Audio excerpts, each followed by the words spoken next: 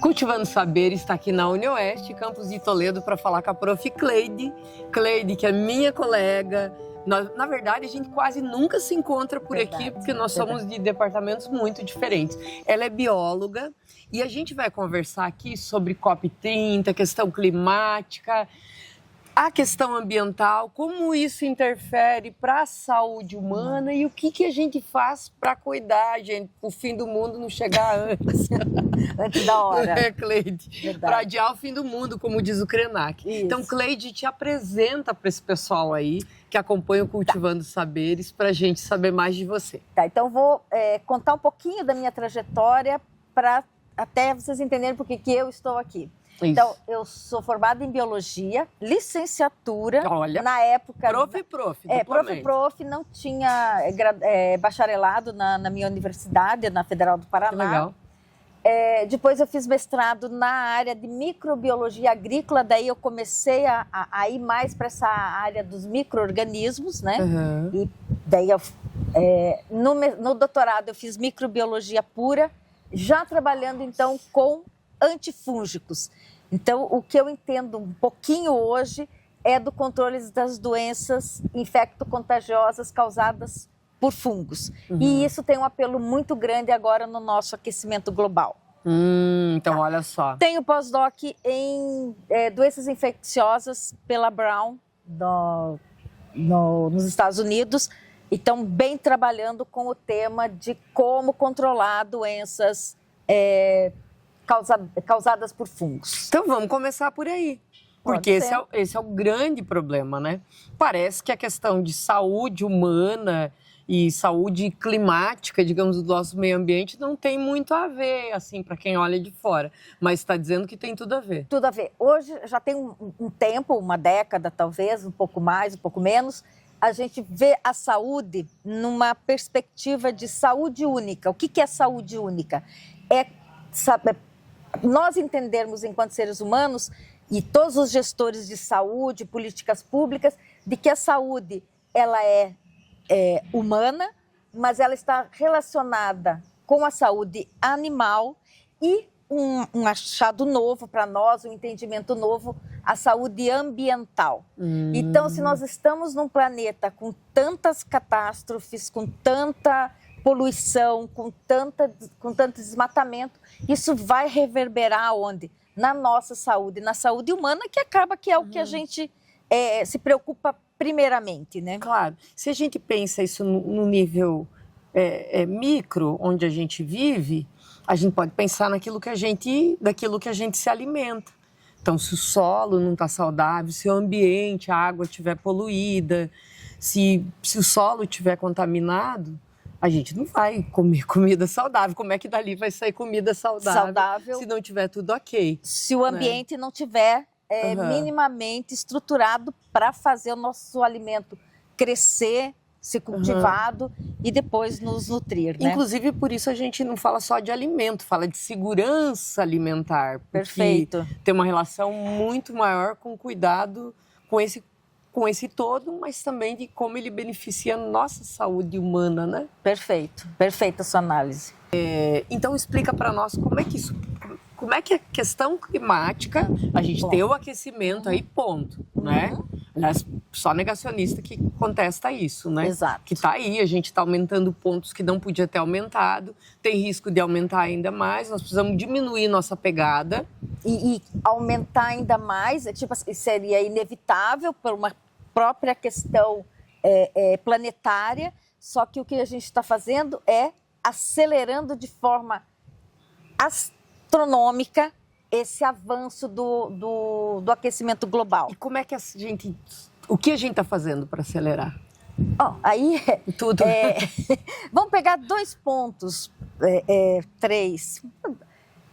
Combustíveis fósseis. Então, a gente tem no Brasil um potencial de gerar energia, que é importante, a gente precisa da energia para a indústria, na própria agricultura, nas indústrias que vão produzir N materiais, produtos que nós não viveríamos mais sem. mas nós temos um potencial muito grande de energias limpas, energias renováveis, energias com menos potencial poluidor, seja na sua geração, seja na sua utilização.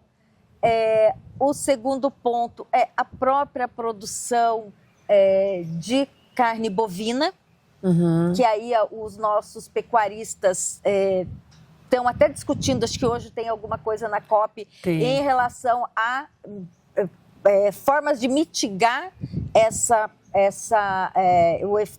a soltura do metano a partir da existência do gado, né?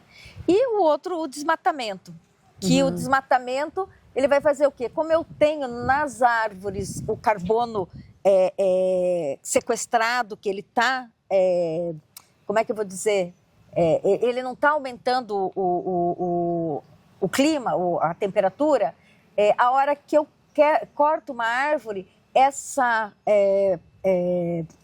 deterioração da árvore, que ela vai ser deteriorada lentamente, mas eu tenho a liberação desse carbono que estava imobilizado ali dentro. Outra coisa é o aquecimento, e aí vira um looping, o aquecimento descongelando o permafrost, que é aquela terra que está ali coberta de gelo há 2 anos a gente já considera, mas há mais tempo ainda, e eu tenho aí a liberação do carbono que também estava complexado, que estava imobilizado.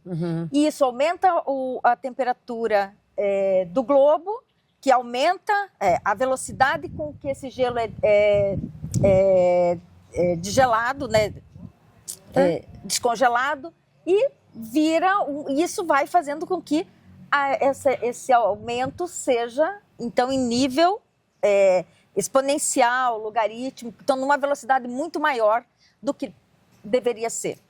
Os cientistas têm alertado, inclusive a gente fez um Cultivando Saberes em que a gente mostra uma fala do Carlos Nobre, em que ele alerta para isso, dizendo, gente, não é possível viver no planeta se aumentar a temperatura, claro, e com isso, porque isso vai levar ao degelo, liberação de gás metano e outras questões tóxicas, né? Aí a gente pega um vínculo, aí, um gancho com o degelo, que é uma coisa que a gente não preocupa muito aqui, porque a gente não tem no Brasil esse tipo de ambiente.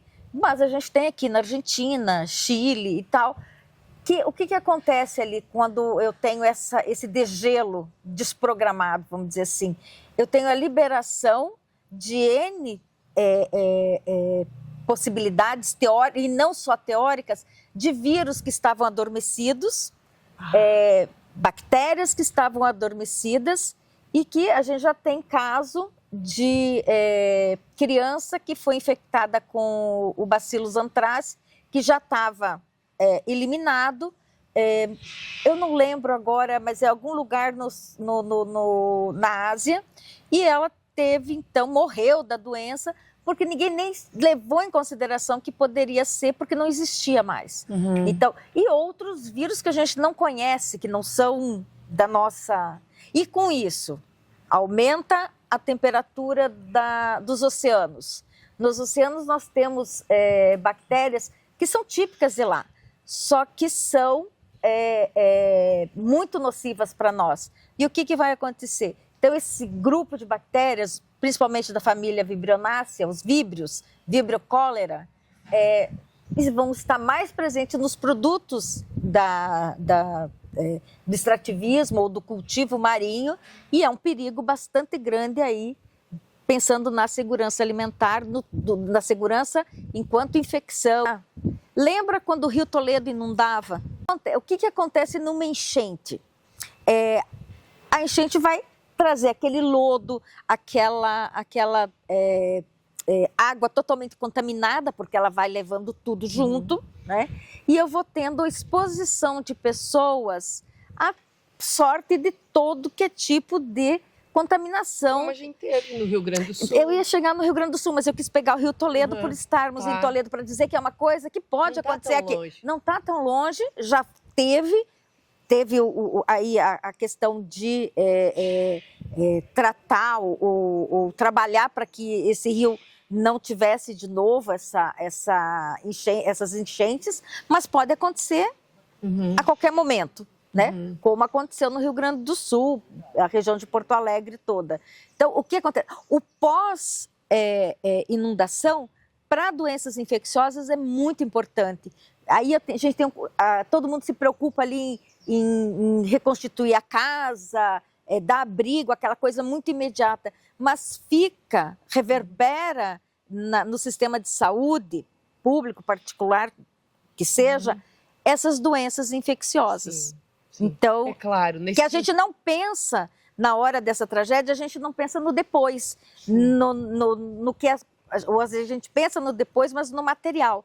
Mas fica essa questão das doenças. Isso. Eu conversava com Moema outro dia e ela me dizia justamente isso. Poxa, as pessoas se preocupam com a construção do mesmo modelo de novo, mas não foi esse modelo. Pelo que já ruiu, que já inundou. Né? O que a gente está refletindo e o que a gente precisa refletir para repensar isso, porque esses exemplos estão cada vez mais perto. Mais Alguns perto. dias Rio Bonito. Estão aqui, né? A gente já teve outras ocasiões que afetou Toledo, Marechal Cândido Rondon, Entre Rios. Agora a gente teve essa situação de Rio Bonito, que é muito triste. A gente se solidariza com todas essas pessoas. Mas isso é um recado da natureza para a gente, ou não, Cleide? Com certeza. Acontecem esses fenômenos na natureza, no globo? Acontecem, eles sempre existiram. Porém, a intensidade, a frequência está cada dia maior. O número de atingidos é cada dia maior. E isso se vê com dados. Estatística. É número e contra número, a gente não tem o que fazer, né? Mas a gente tem um grupo de negacionistas que está dizendo que não, que é assim mesmo, que sempre foi assim. Ah, bom. E aí é mais difícil, quando as pessoas não dão ouvidos à ciência, fica mais difícil, né? O que não dá é para reproduzir em verdades. Por isso que a gente conversa aqui com uma pesquisadora, alguém que trabalha com essa temática na área, professora também, atua no mestrado de meio ambiente que a gente tem aqui na UniOeste. Eu trabalho em 2 mestrados, o de Ciências Aplicadas à Saúde, que é ligado ao curso de Medicina da UniOeste lá de Francisco Beltrão, e aqui nas Ciências Ambientais, inclusive estou coordenadora. Então é legal porque eu faço sempre essa ponte nos meus trabalhos, saúde e ambiente. Sim. Então a gente tem ali N questões que são ambientais, mas que refletem nos meus isolados de fungos que eu retiro de paciente e que tem uma relação com questões ambientais, agrotóxicos e... Sim, vamos pensar um pouco assim, claro que quem mais faz estragos são grandes, não é a gente, mas nós individualmente ou coletivamente, nas comunidades, nós temos como contribuir? Muda alguma coisa se a gente fizer pequenas ações? Aquela frase que, eu não sei de que década que é. Tem árvore, gente, as folhinhas estamos aqui na natureza, seja bem-vinda. Pense global e haja local. Isso continua sendo uma máxima que realmente faz diferença. Então, não adianta você só se preocupar com o macros políticas, e se você não separar o teu lixo dentro de casa. Sim. Mas não separar por separar, mas separar de acordo com da forma com que realmente ele vai ser usado. Não adianta eu separar tudo e deixar ali dentro uma lata de leite condensado sem ter sido... sem ter sido lavada, tirada aquela sujidade orgânica, porque ela vai acabar contaminando todo aquele lote e o serviço até dos teus vizinhos se foi. Inclusive as cooperativas que juntam, elas precisam pagar depois para a recolha desse lixo, que não pode ser aproveitado. Isso, nós dentro da universidade, a gente tem uma rede bastante grande de recolha de tratamento de resíduos, porque nós na academia, na pesquisa laboratorial, a gente gera resíduos e nós não podemos simplesmente pôr esgoto abaixo. A gente tem para cada tipo de resíduo, a gente tem uma forma de acondicionar e depois vai ser uma empresa que é especializada nisso, recolhe de tanto em tanto tempo, porque vai ter que fazer o tratamento e todo para não agredir o nosso ambiente local aqui, né?